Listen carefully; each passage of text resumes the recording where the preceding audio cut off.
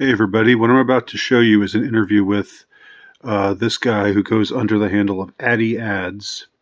He is an independent journalist and he has spent the last few days, maybe the last week or so, in Brazil with the post-election chaos that's going on. And he was recently threatened and intimidated by someone from some intelligence organization. I'm leaning toward the CIA just because it's sounding very CIA. But then again, who knows? They run together, and it doesn't really matter which organization it was, does it? Because they're all basically the same. So they all pursue the same interests with the same degree of ruthlessness and disdain for liberty and human rights and so forth. So I want to play a little bit of this video. I'll include the link to the whole thing below because I think it's important to make to form links in one's mind. It's one thing to just be outraged. One can fall into a trap of just being outraged all the time and not, and just having your just being pissed off a lot, because there's plenty to be pissed off by. But one should also use one's mind and spot commonalities. And what I'm going to point out here, first of all, in this interview with Addy Ads, and what I'm going to point out here is something I'm going to compare to a subject I've already talked about, which is Harley Pasternak, the supposed physical trainer to the stars, who Kanye West exposed not long ago for writing an extremely threatening tweet. And what interests me is the commonality of the intimidating rhetoric, the rhetoric that is used to strike fear into the hearts of those who would defy those who are in power, or those who are the lapdogs of those in power, like CIA agents are. So first, this is in the middle of Addy Ads talking about his time in Brazil and why he was forced to leave. And at this point in the interview, he starts to talk about how he and his bodyguard walked into a trap, an intelligence trap, and I'll let him take it from there. Oops. Okay. Here we go. National File. I was reporting for the National File, but I was with my bodyguard, and we basically walked into an intelligence trap, and I'll try to shorten this story. They sent a young lady after my bodyguard, and they split us up. He was sitting across the room, and a man with a beard, a very large beard, came over, who spoke French. He had an accent. He came and made it very clear that we were not welcome, and that I could wind up in a black site in the ocean. And he made several threats towards me and my bodyguard. And he, at one point, telling me, one of us is armed and it's not you. It's pretty interesting stuff. And after that, actually, we got in a fight, a physical altercation. A State Department employee attacked us. My bag was in his car. It was a diplomatic car, diplomatic plates. I said to him, we want to go home now. I want my bag back. Although I said it very, very politely. And that's when he switched. It was almost like Jekyll and Hyde. He started verbally attacking me. He started physically attacking me. And after the third time or so, my bodyguard put him on the ground. And then the bar owner, who, as far as we can tell, is set up the situation. He told me off the record, not forget about that he's going to make a lot of money, quote, make a lot of money when Lula takes power. And he's the one who kind of orchestrated the whole situation. There's our good friend in Georgia calling me, making sure I'm okay. But we finally got the bag, and after he gave me the bag, I held him on the ground. The bar owner took my bodyguard and kind of split him up, and he said, "Okay, I'll give you your bag." And then he walks over, he gives me a bag, and he says to me, "If I ever see you again, I'm going to kill you." And I took counsel from people who have experience in psychological operations and intelligence operations, and they told me that we should leave as soon as possible. So we traveled under armed escort the next day, and we went our several ways.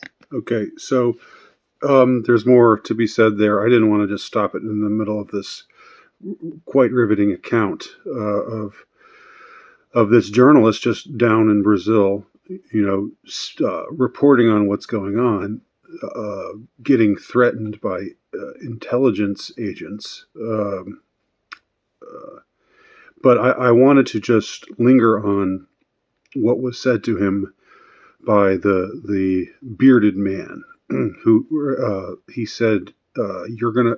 And I've read these. I would like to speak with Adi Yats. Hopefully, I'll be able to. Maybe I'll be able to arrange an interview with him. But in any case, what he says here is that this guy told him, "You're going to end up in a black site in the ocean." And what I've heard elsewhere is you're going to be taken to be you're going to be tortured in a black site in the middle of the ocean or at the bottom of the ocean, something like that. All the descriptors, add to just this feeling of of doom. Obviously, this rhetoric is obviously calculated to inspire fear in the one who is being addressed. And I mean, I just think and he also says he also quotes this man as saying, "One of us is armed and it's not you." So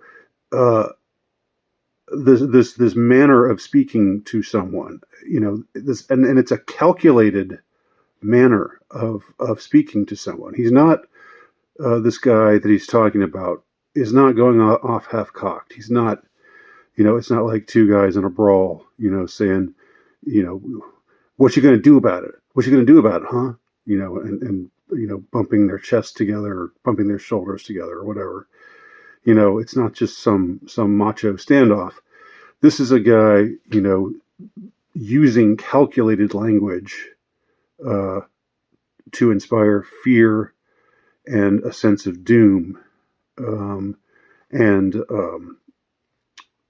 to also inspire demoralization. That's a really important thing that we pay attention to. These agents, these creeps, these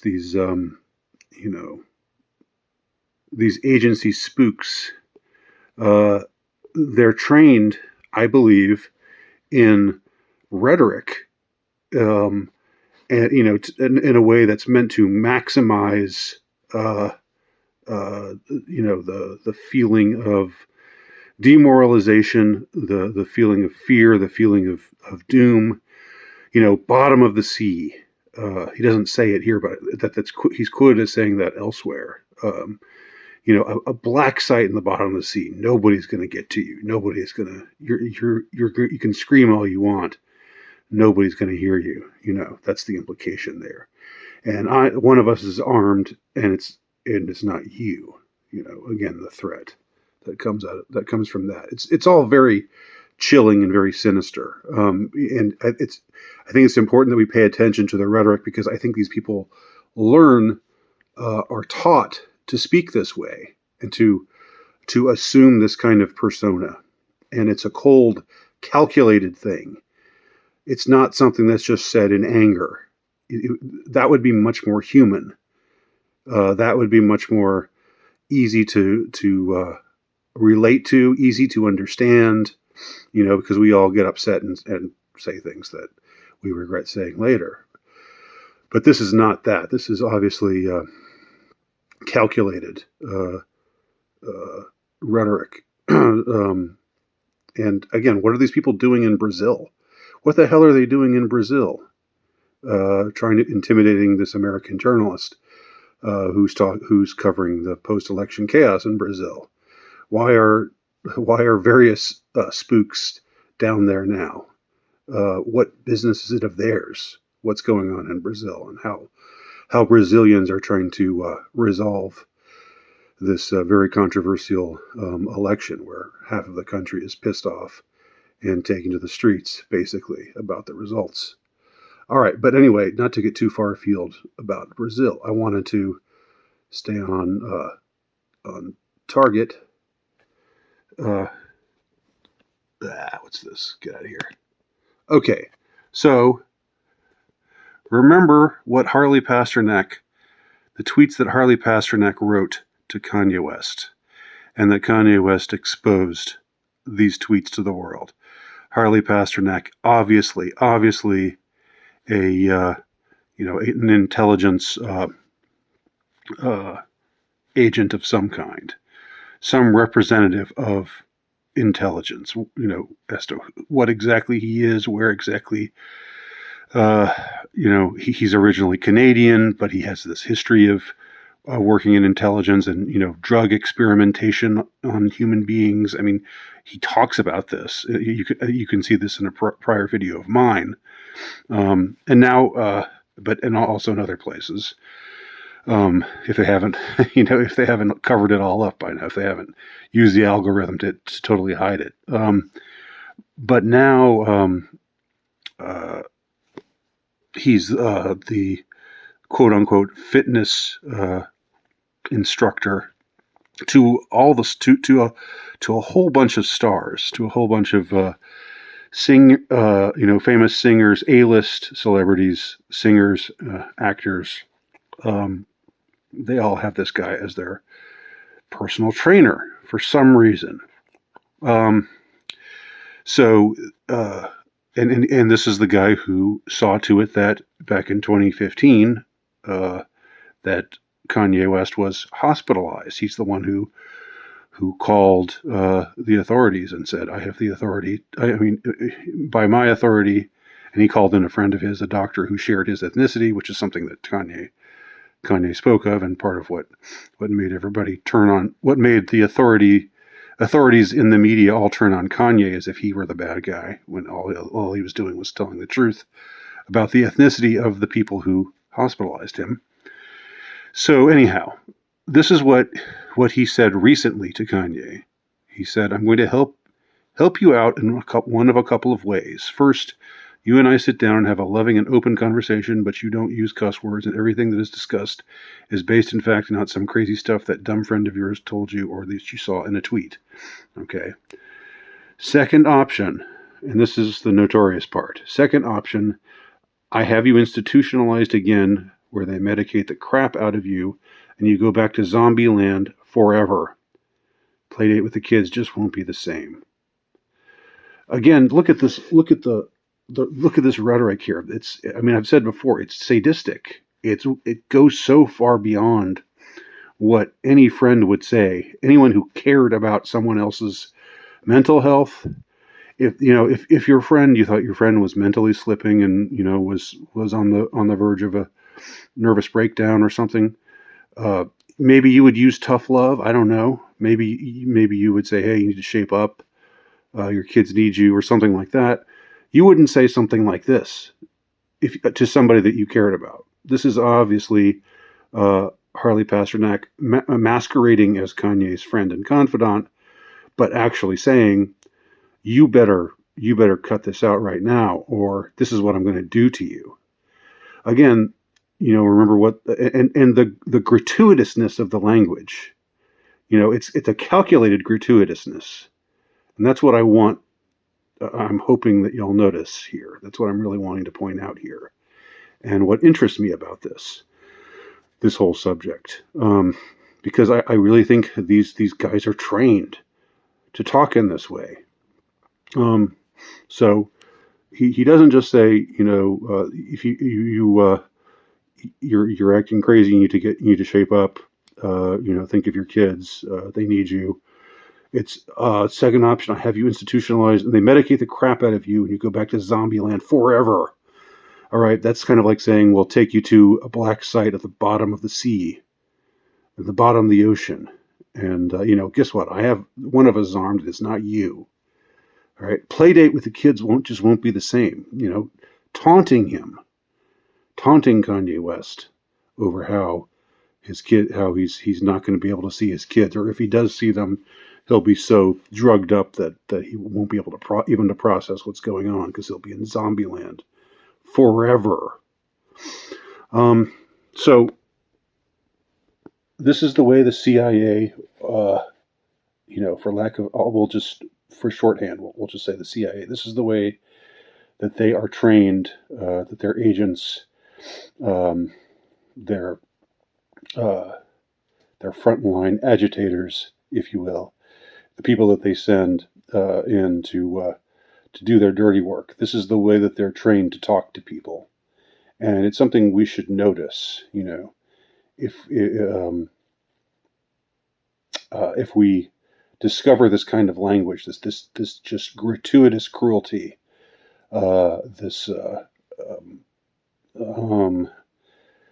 effort to demoralize and threaten and make one feel like hope is lost, and like you're up against a power that you absolutely, if you don't do what we say, it's going to be really, really, really bad for you. This goes beyond. There's a scene in The Untouchables, the movie The Untouchables, which was a favorite of mine back when I was a teenager, where Frank Nitti, Al Capone's right-hand man, says to Elliot Ness, a real nice family you got there. A man should take care and make sure nothing happens to him. This is kind of like that, but it's beyond that. What Frank Nitti did in that situation was just make a subtle threat, an indirect threat. But what's said here in both of the cases that I cite is, you are going to suffer greatly, and again, it's a cold, calculated sadism, a cold, calculated and calculating, because they've done all kinds of inhuman experiments. They probably know what works on people, and they know how to reach down into the place that we fear the most. Just like they did, just like in Room 101 and Orwell's 1984.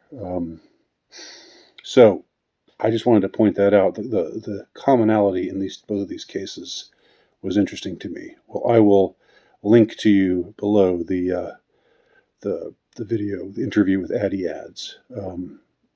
Thanks for watching.